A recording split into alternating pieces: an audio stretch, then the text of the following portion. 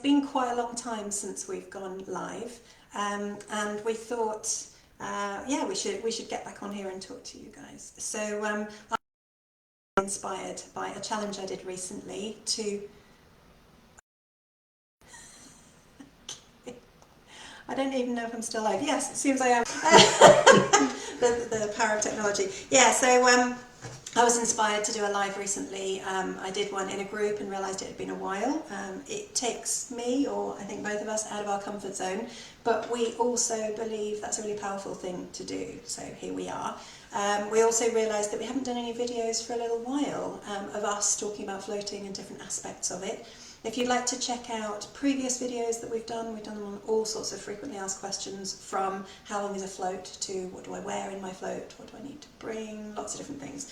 So you can either check out our YouTube channel or have a look on the FAQ page of our website. And if you have any particular questions that you'd like us to answer, make a video about, you can either put them in the comments or send us a message, whatever you like, and we will take a look.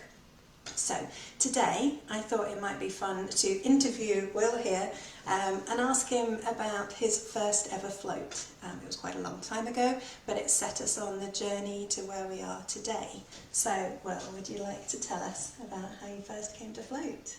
Yeah, it all came about from a little bookshop off Charing Cross Road, where I used to go into the second-hand department, which was in the basement, and I'd browse all the books of far out, cool, interesting stuff. And there was always far too many that I wanted, and it would always outstrip what I could afford. So I'd kind of like grab a selection of books, and then I'd have to sort of winnow them down to the ones that were within my budget. But sometimes there was a particular book which just had to be bought, and one of those was a book I found by John Lilly called Centre of the Cyclone. Now, that tells all about his experiences using the float tank.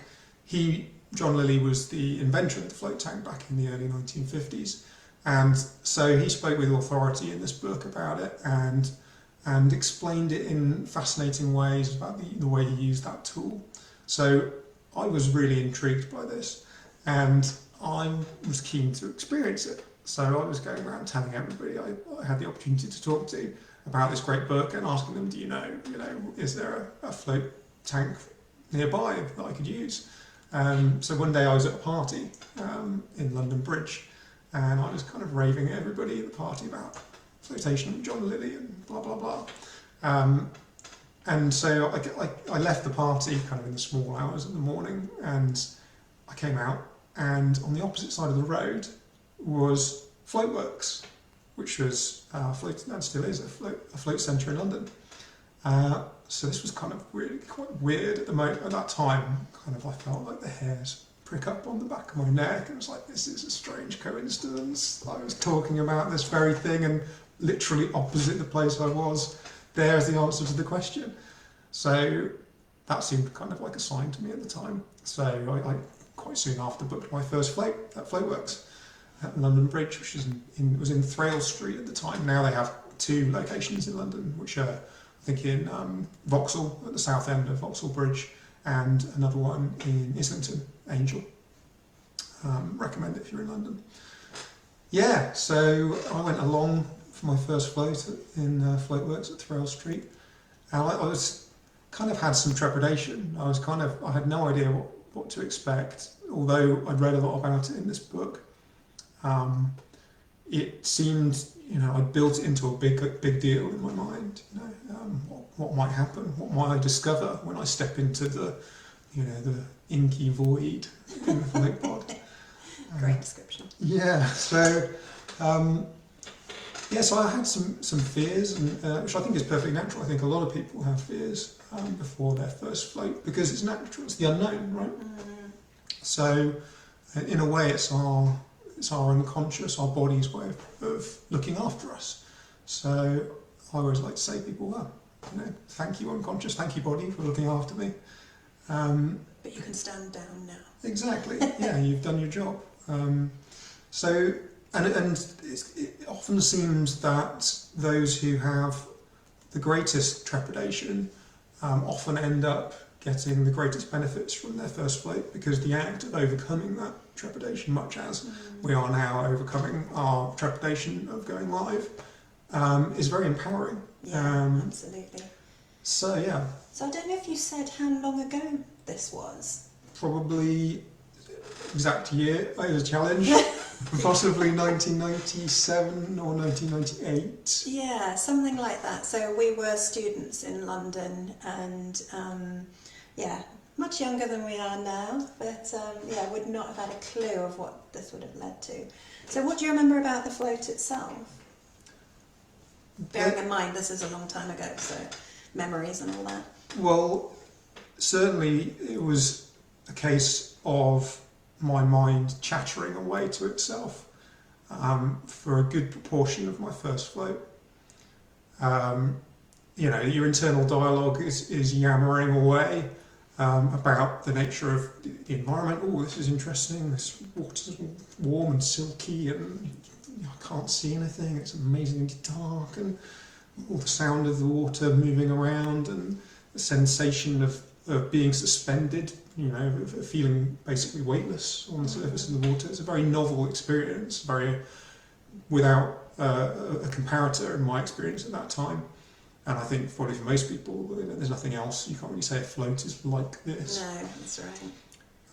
So there's a lot of thoughts around novelty, and it was very revealing to me about how I had a continuous train of thought always going on, and it's not something I'd really been aware of. So the first float kind of revealed that to me, and after a good while, I really just wanted it to just shut up, you know. And I was trying to make it shut up. I was trying. I read about meditation and breathing techniques. So I was trying these things, and I was getting kind of quite frustrated that that my mind was continuing to chatter away. But after a while, I kind of just had to surrender to it, and I think in a way that was the key. Don't fight it. Yeah, because not long after, it just kind of tailed off.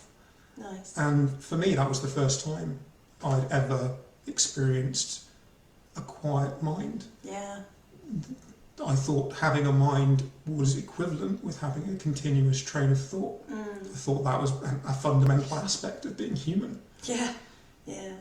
And for me, that was a real surprise and quite a revelatory experience. Amazing. Okay, I'm just going to take a brief break to say thank you for the comments. Thank you, Laura. We can't wait to see you again as well. And hi, V. Nice to see you as well, or nice to see your words. So yeah, our first floats were, what is that, probably 21, 22 years ago now. So memories do fade a little bit, but I know that Will came to me raving about his experience floating at Floatworks, and so I had to try this as well. And I remember that as I got out of the pod, I felt reborn. And I don't say that in a sort of flippant way. I felt like a fresh new being coming out into the world. Yeah. Like I was emerging from a cocoon, something like that. And it was incredible. And so we proceeded to float on and off over the years. But I think that might be a story for another time, maybe. Thank you, Michelle. Nice to see you. I'm glad you're enjoying our live. So, yeah, in terms of what's going on with us here at Float in the Forest, I don't know whether you've seen our latest update, but at the moment we are doing floats for health reasons only, so physical or mental health reasons. If you need to float for health reasons like that, then you can book now. We are hoping, in line with the latest government announcement, to reopen on the 14th of April. It would be the 14th rather than 12th for us, because we are normally open Wednesdays through to Sunday. But at the moment we're keeping that as a hope. We're waiting to see what happens, because things could change and we don't want to disappoint anyone. So we're not opening bookings just yet.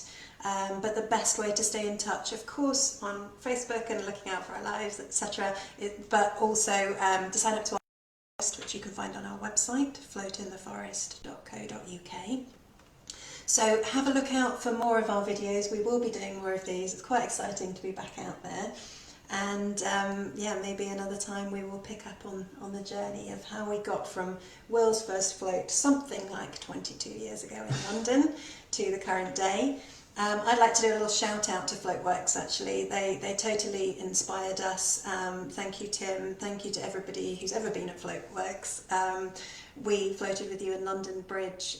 We've also been to float with you in Vauxhall, and it's a big part of our heart and our journey. So, is there anything else you'd like to say? No, thanks for watching. Yeah, thank you very much for watching. Hopefully I'm going to finish with some kind of finesse, but quite possibly not. But we shall see you again sometime soon. Thank you. Bye. Bye.